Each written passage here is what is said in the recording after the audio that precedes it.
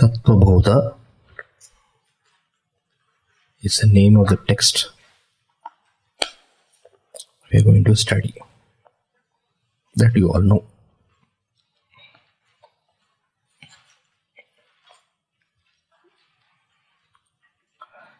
This Tattvabodha is a preliminary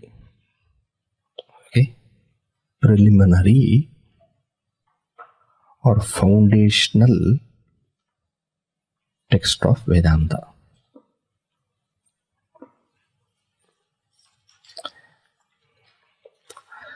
Each of these terms I'll explain slowly. Okay. When we say Vedanta, in the word Vedanta, two words should come to you. Right? Two words. What words come to your mind? Veda and Anta. Alright. So now first you should write Vedanta. As I keep telling, no, you don't wait for me to tell you, now you can write. Okay. When you get a point, you note down. So there are two words. Veda, Anta.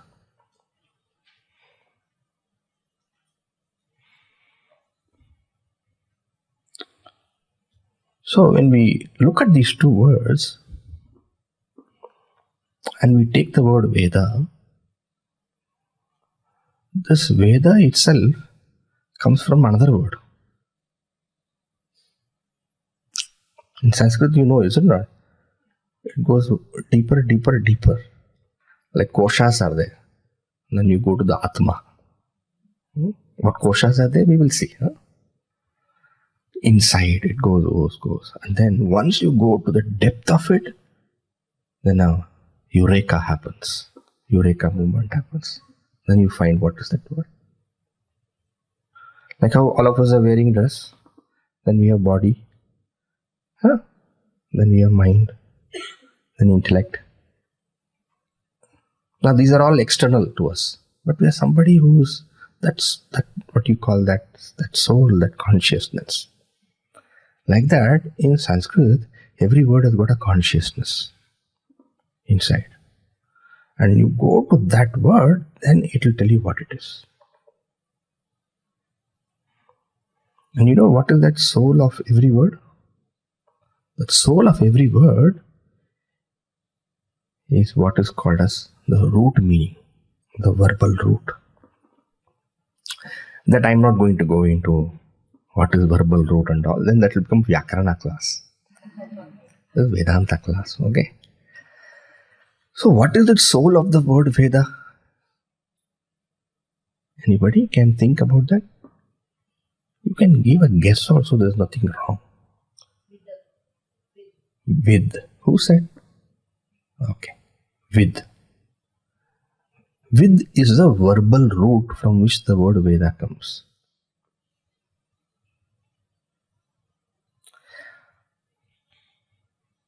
So what is the root word for Veda? With. With means to know. From which Vidya comes? To know. So what is Veda? Veda is connected to something to know. Correct? One more meaning of vid is there, and that is to attain. Vindati. Okay.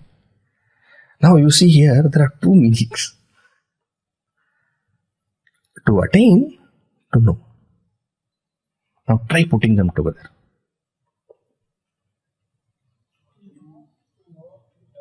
To know is there. To attain is there. Now put both of them together and see anything comes out. To know the knowledge to attain moksha. A little more shorter. Now go to the essence. One is to know, another is to attain. Now get both of these together. That by which we attain knowledge. Understood? So what is Veda?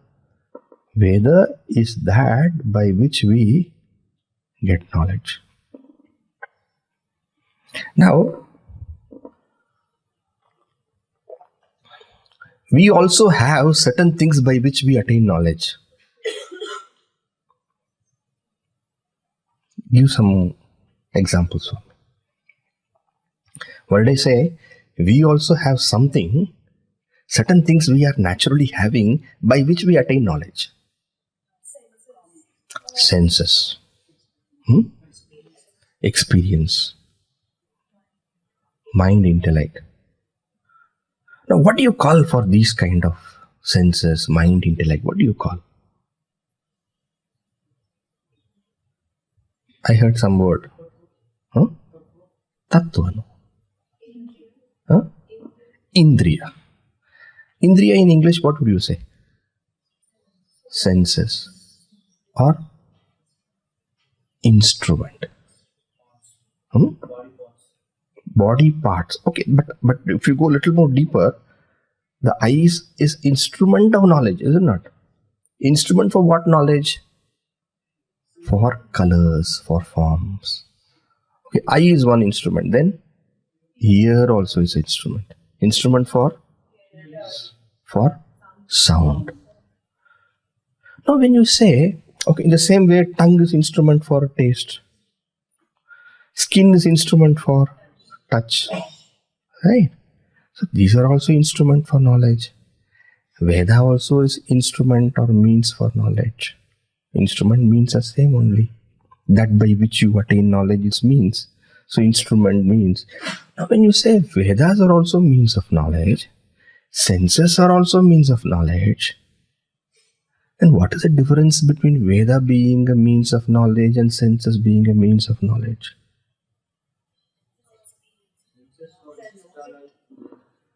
Senses for external, Vedas for internal. With mind also you know certain emotions, feelings and all, is it not? With intellect also you understand certain things. So mind and intellect are means for internal knowledge. No? That's why if you know some Vedanta, if you heard here or there, Antahkarana we use. Means for internal knowledge. And these senses are outside. And therefore we use, senses give us knowledge of external things. Whereas mind and intellect gives us knowledge of internal things. And in Sanskrit, for internal knowledge, means for internal knowledge, we use the word Antahkarana. Now, for these senses, what word you should use then?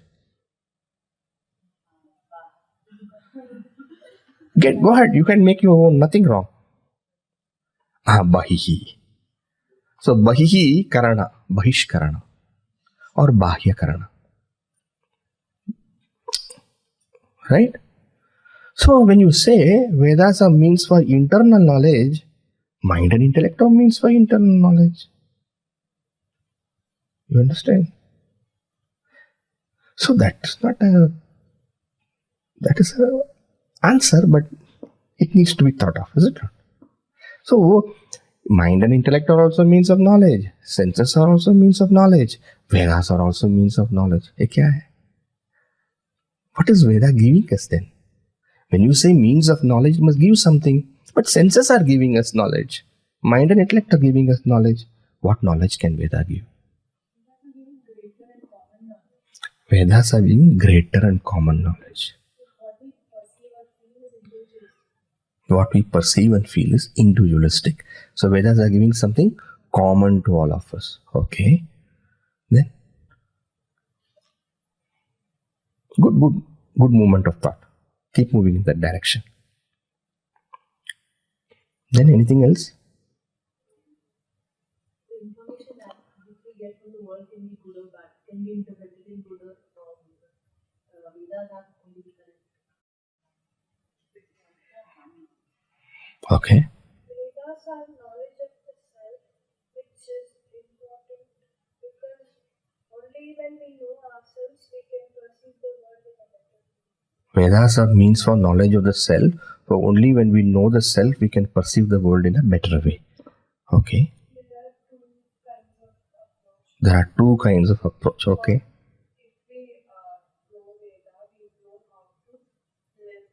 If we know Veda, we will know how to live. Okay. We'll know the ultimate truth. It helps to know the ultimate truth. Okay, fine. So many answers have come. Let me explore this thought in a particular way. Now, we all have eyes, right? But with these eyes, can we see the rings of Saturn? You can't see. You can't see. From here, you can't see rings of Saturn. Or with these eyes, can we see the cells of an onion peel?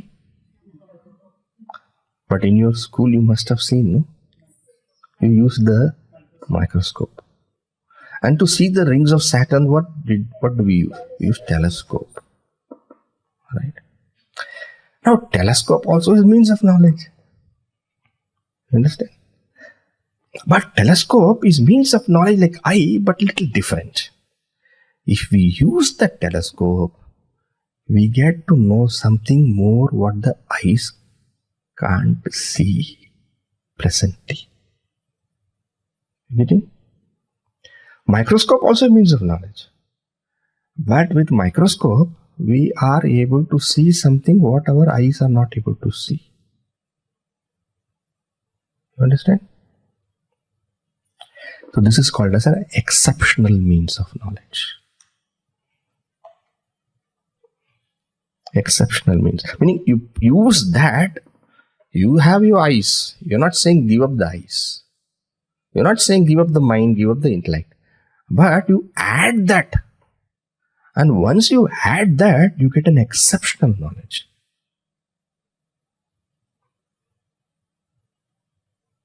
So there is something called as common means of knowledge, and there is something called as exceptional means of knowledge. Okay? Now,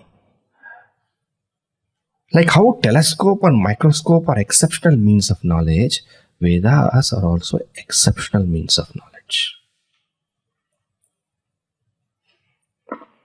Now the question comes, telescope tells us about the rings of Saturn, microscope tells us about the cells, maybe electron microscope can go a little more and go up to, the mitochondria, etc., genes probably. It can go a little more deeper, go also to electron, proton, neutron.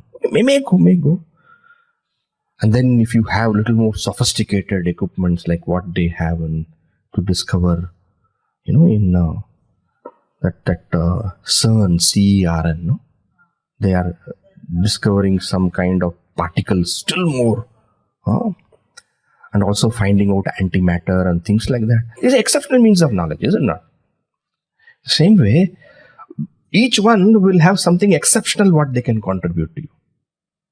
A microscope cannot give what a telescope gives. A telescope cannot give what a microscope gives. But it doesn't make the microscope anywhere less valuable.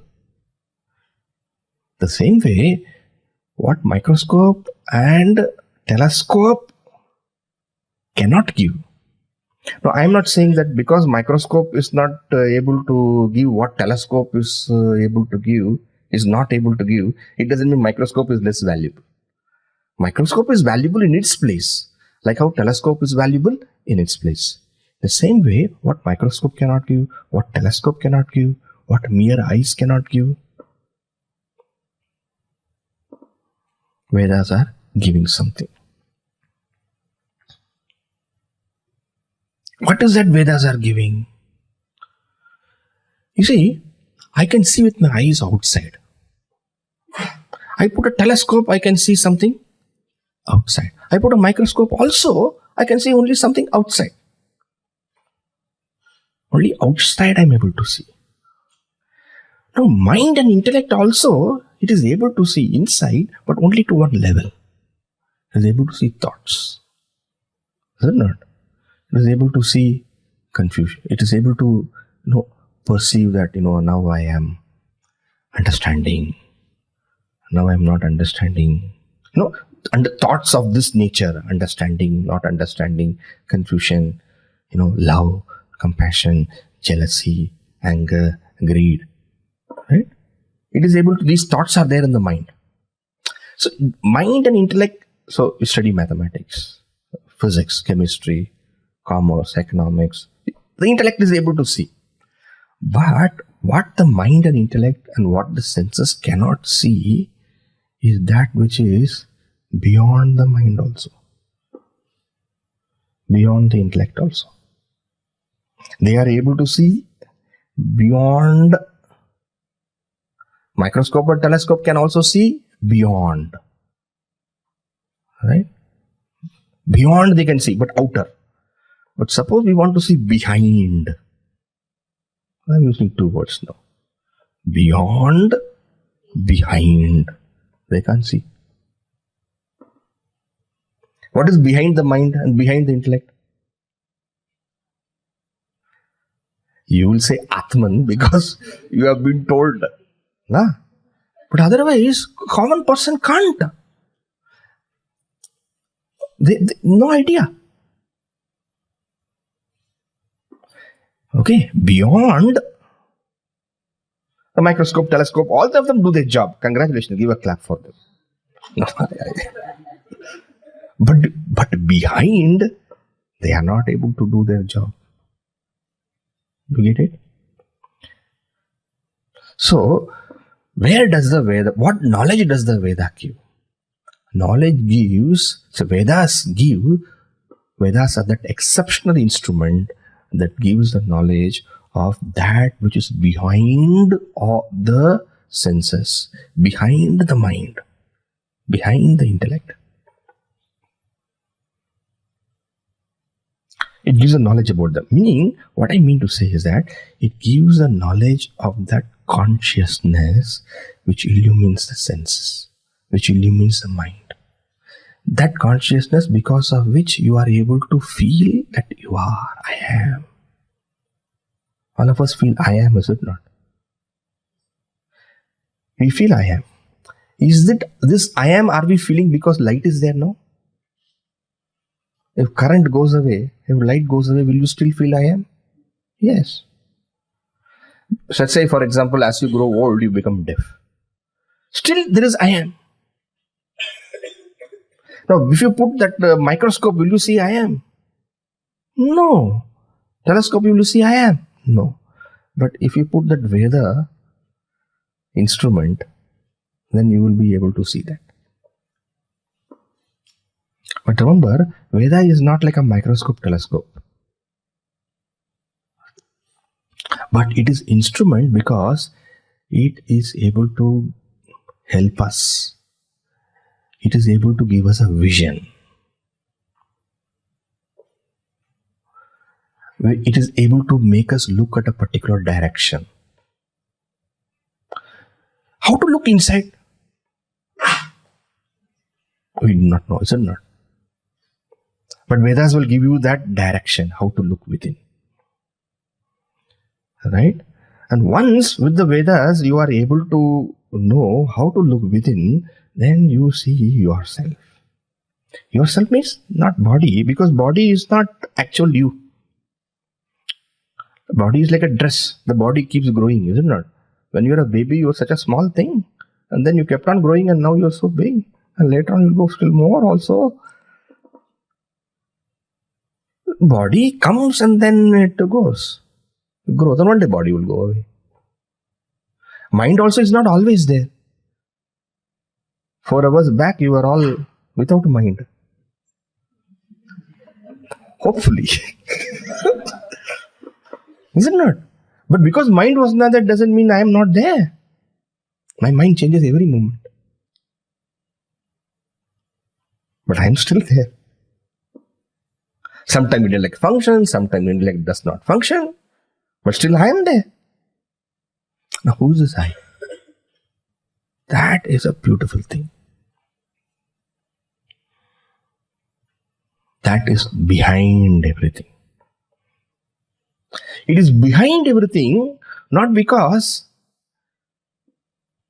it chooses to be behind. It is behind everything because it operates everything. It empowers everything. It is able to make everything active.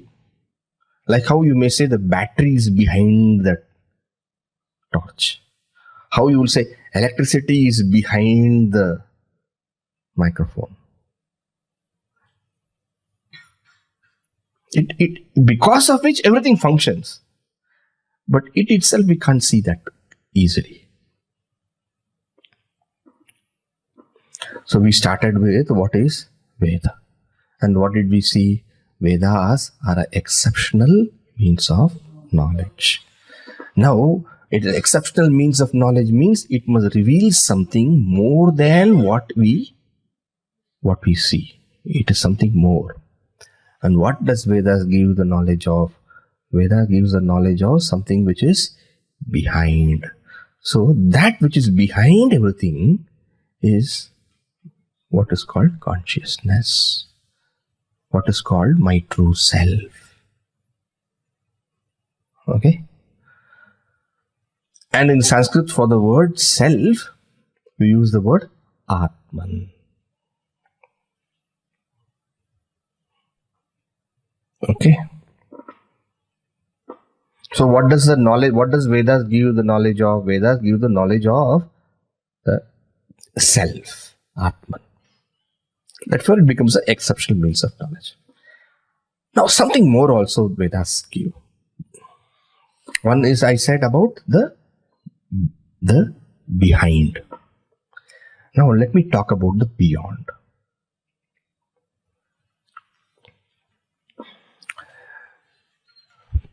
Now, we all know that this body is going to go one day, correct? We all know that. But when the body ends, what happens to the mind? What happens to the intellect?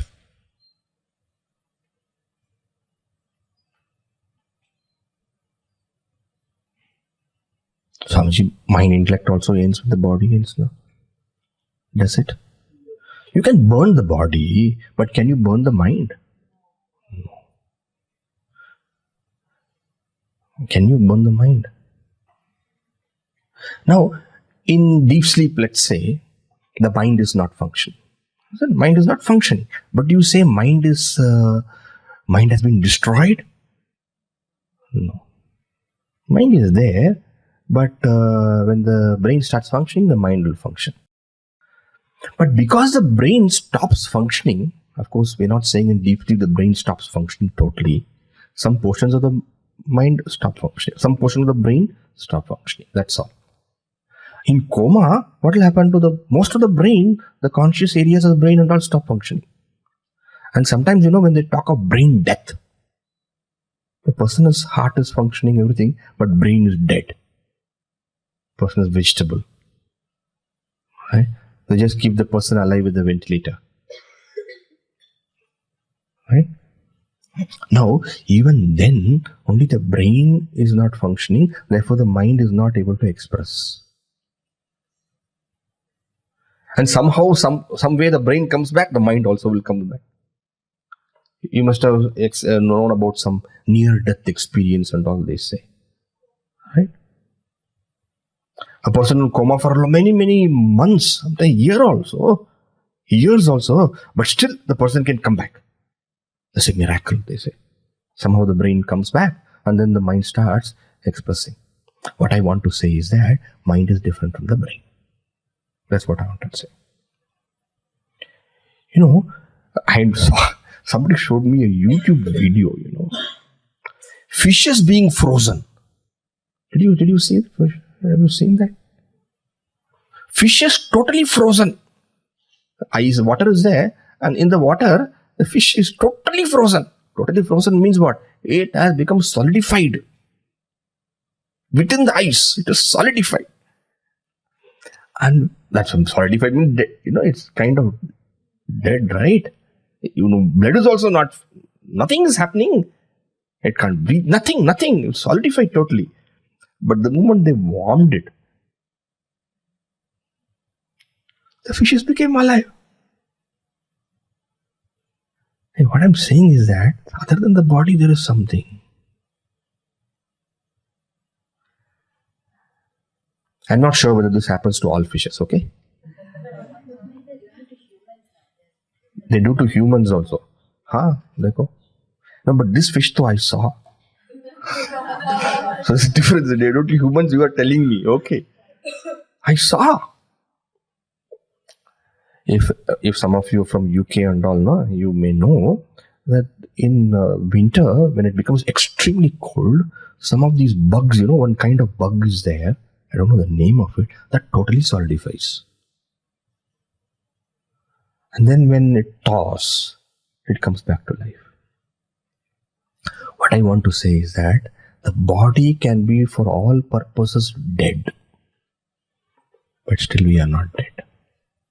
There is this mind, there is this intellect which survives the death of the body. The question is, what happens to this mind, to this intellect, to yourself? That microscope can't tell. A telescope also can't tell. You understand? Now, Veda speaks about what happens to that. I'm using the English word soul. In Sanskrit, we use the word jiva. Vedas talk about what happens to the soul, the jiva, after the fall of the body. It tells you what all actions can cause what all results for the soul.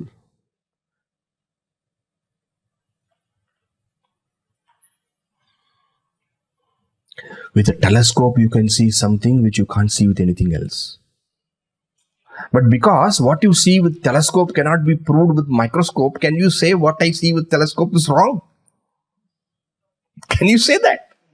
Telescope, its realm of action and function is that, and in that realm, it is the boss. Right? Microscope also is boss in its own field. The same way, every exceptional instrument is boss in its own field. When I say boss, what I mean is that it is the supreme authority. In fact, it can be a non-verifiable authority also. Because what you see with telescope can never be proved with microscope. Only thing you have to go there and see, Saturn's rings are there. Okay. Abhi know that they sent that one craft, one module or something, which went and crashed into Saturn, right? Yes, it is true. You understand? You can directly experience, but till you experience, that exceptional means is a source of authority for that knowledge. Careful, an important point I said. That exceptional means of knowledge is the final authority for what it has given, what knowledge it has given us, until you come to experience it yourself.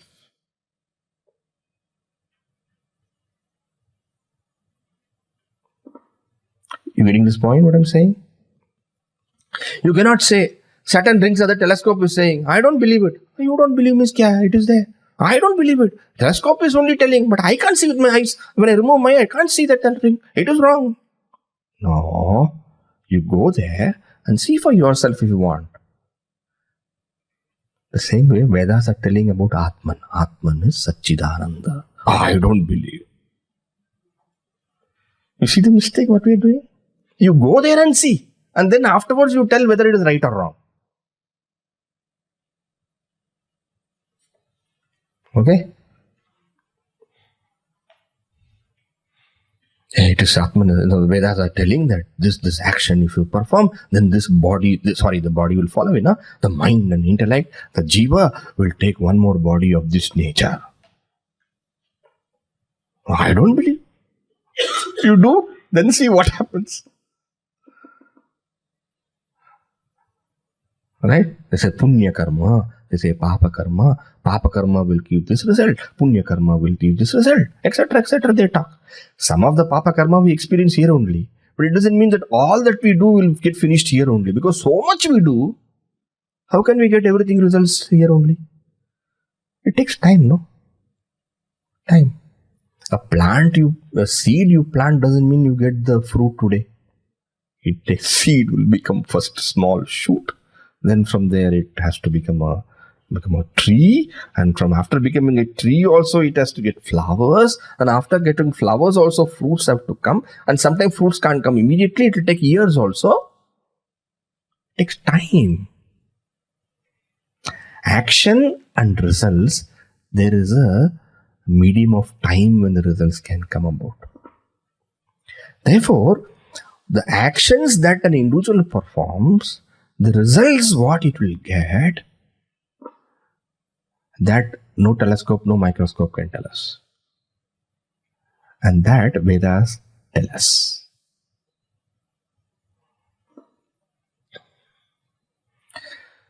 So what does Vedas tell? What is Vedas the exceptional means for two things? One, you should not tell, what is the time today? Veda, tell me.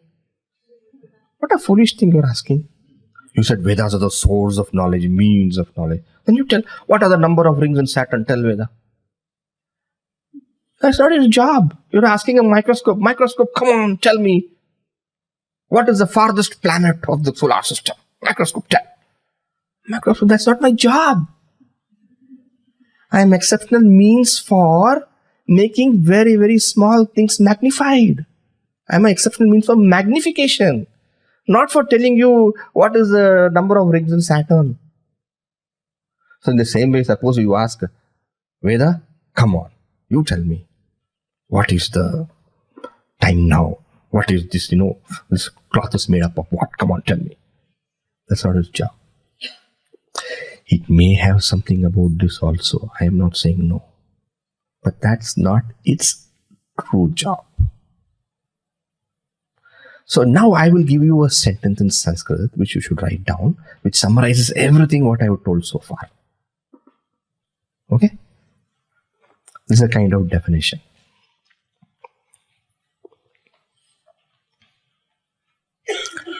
Alaukika vishaye. Alaukika vishaye.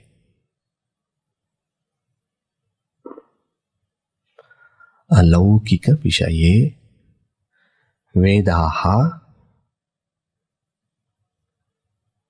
pramanam.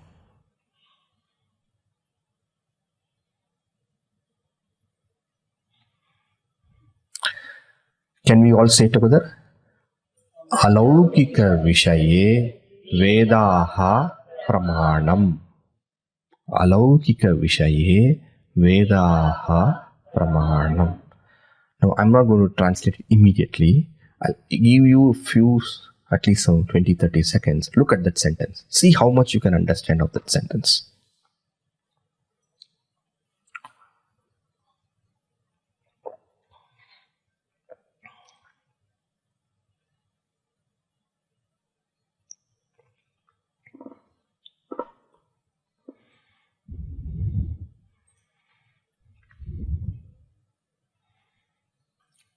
Okay?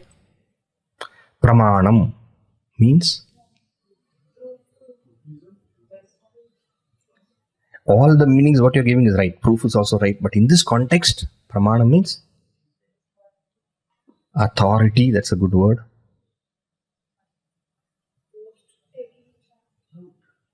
Means of knowledge or authority of knowledge. Means of knowledge is a better translation. Means or instrument of knowledge.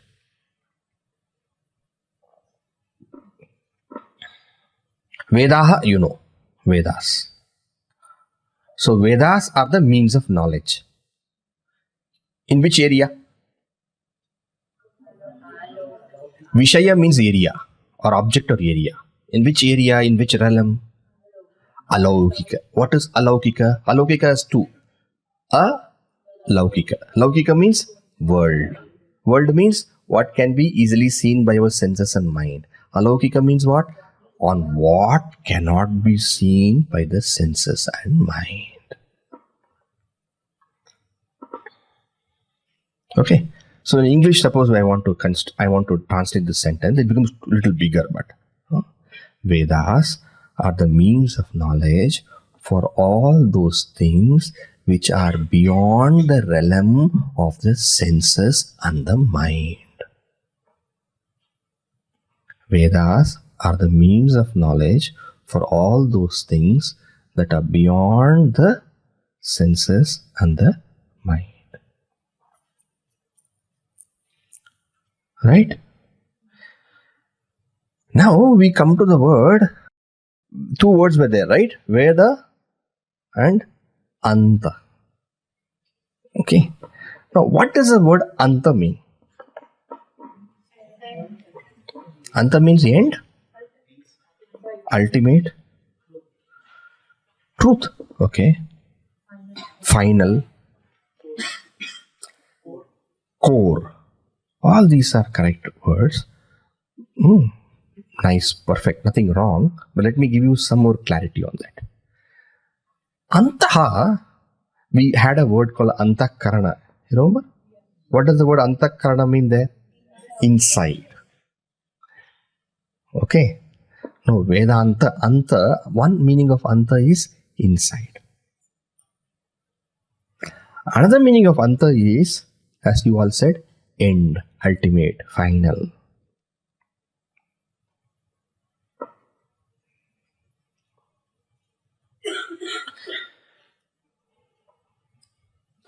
Now, the Vedas, when we said, no, it tells you what happens to the individual after the fall of the body and all those things. Vedas also tells you what kind of things you need to do to have what experience later the fall of the body, after the fall of the body. Okay? They tell you, suppose you want to go to a realm where you have greater pleasures. You can go to have realm, have greater pleasures or greater sorrow, etc. Everything is possible. In the human realm, there is a kind of balance between pleasure and sorrow. That's why, sometimes your day begins nicely and ends badly. Sometimes your day begins badly and then it ends happily. Every day you get your own little bit of joy and sorrow. Do you get joy and sorrow? Yes. We get. In our own ways we get. And everybody gets. Sometimes you may think that you are only getting so much of sorrow, the other person is so happy, but you ask the other person also says, I am also. Joy and sorrow, there is moderation in human. There are other realms where sometimes the joy can be more. Even among our other creatures in this world, you will see some creatures some beings have got lot of sorrow. They can't do anything. The trees which are standing there, sun or rain, they have to go through it. They can't do anything about it. You will take an umbrella. The tree can't say too much of rain, too much of rain. Nothing. It has to stand there. It goes through its suffering, which is more than a human being. You may all think birds are all flying so happily. Freedom. The poor bird, it is so frightened creature. So much fear is there in the bird. So much security problem is there. Life security problems are there for the bird.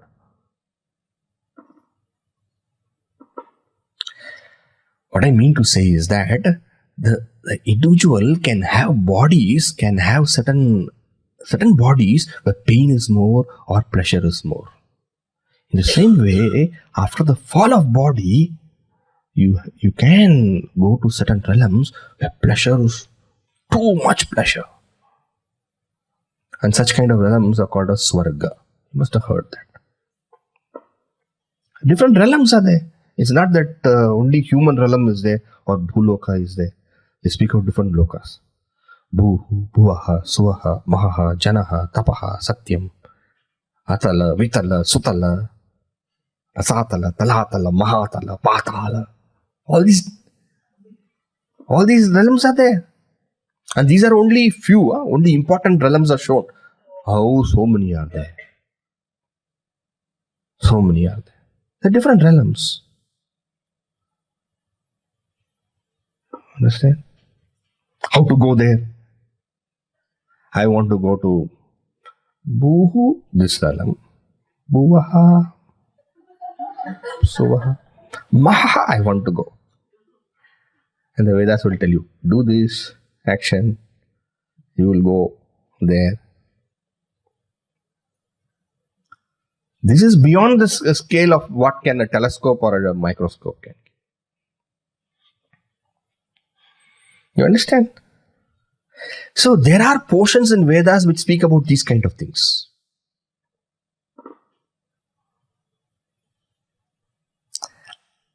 And now this is the knowledge of the beyond. Now there are portions in Vedas which speak about the nature of the self.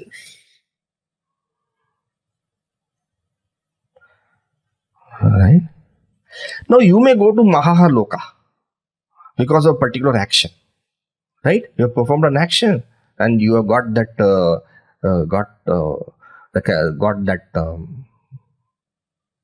result. You go to that loka. But the moment, see, it's like a currency you have carried.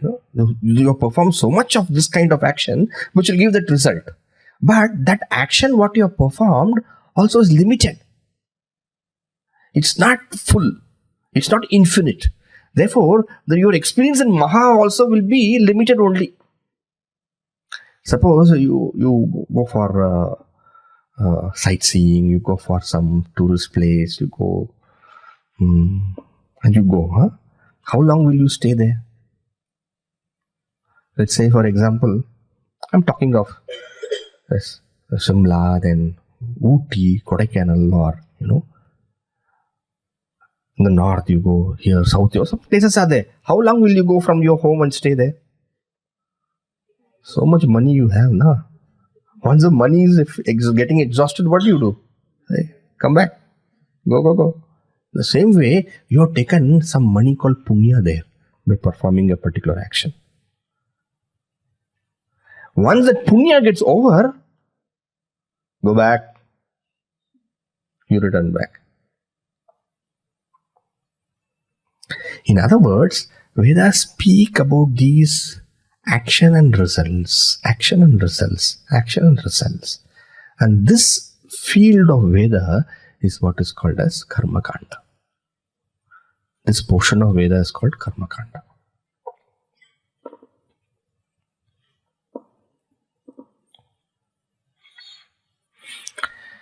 But Vedas also have that portion which is far higher than these kind of things. For people like all of us. Anybody interested in going to Mahaloka? Swargaloka? If you are interested, then you please. This meant for people, for those people who say, enough of it. I am not interested in going here and there. And after going there, again come back to go joy, sorrow. I'm interested in that perfect fullness, where there is no question of coming, going. I'm interested in that ultimate knowledge. Then Vedas tell you, know yourself. You will know yourself to be Satchitananda. And once you realize yourself, no more of this coming, going, up and down. There is fullness in your life. There is completion. There is perfection.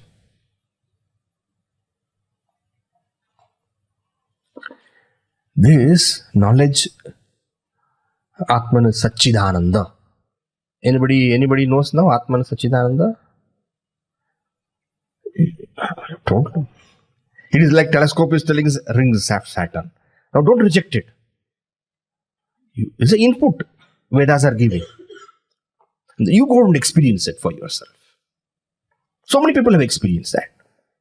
So many saints have experienced it. We call those people who have experienced that saints. Then not we call that. Because why? Suddenly you find that person who was a simple human being only.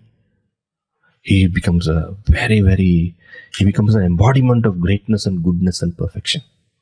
Our Gurudev was like that, no? He was also a simple person like all of us only. What was so special about him? He was a simple boy. Usual pranks. Right?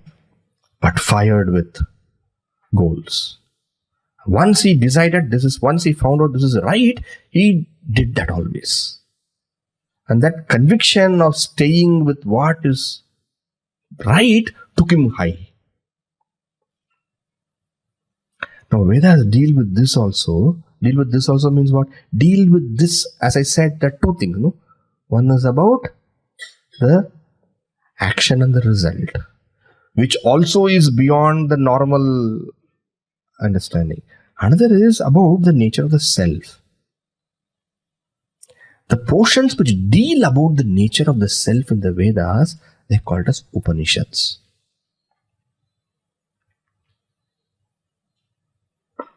Jnana Kanda. The portion dealing with knowledge. Kanda means portion. Karma Kanda means portion dealing with action. Action means what? What action?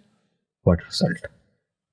Not just what action, what result. I want to go to some other realm of experience, then perform this result. All those things are dealt there. Karma Kanda. And then there is, and because the lokas are many, and too many, and actions which can be performed also many, Karma Kanda is more bulkier.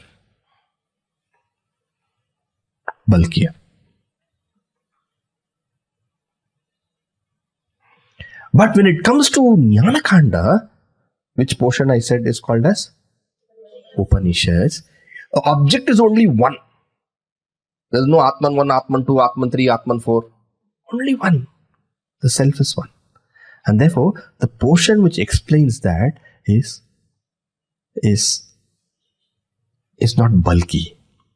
It is precise, concise, and short. And therefore, Jnana Kanda is less when you compare to the entire Veda, the entire Karma Kanda. It's lesser. Now, when we say Anta, what was the meaning we said? Inside. So, where is the Upanishad found? Inside the Veda. When I say inside the Veda, what it means is that it can be found in the front, it can be found in the middle, it can be found in the end, it could be found anywhere in the Veda. That's what it's meaning. So where are the Upanishads found? They are found throughout the Veda. That is the point.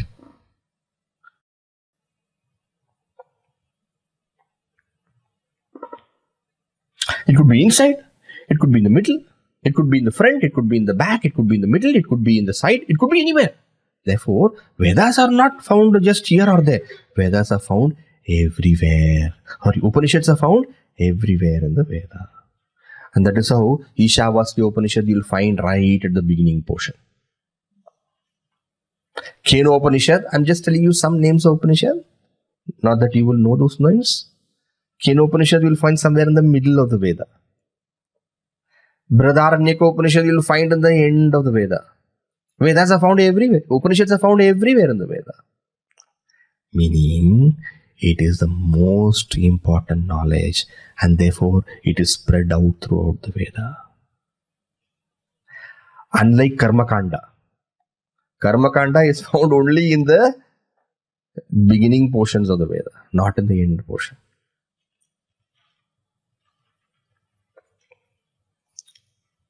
Whereas Upanishads are found everywhere. And that is why the word Anta means inside. Inside means not somewhere, but everywhere. Throughout. And second meaning of Anta is, it is final message. It is the complete truth. It is a culmination.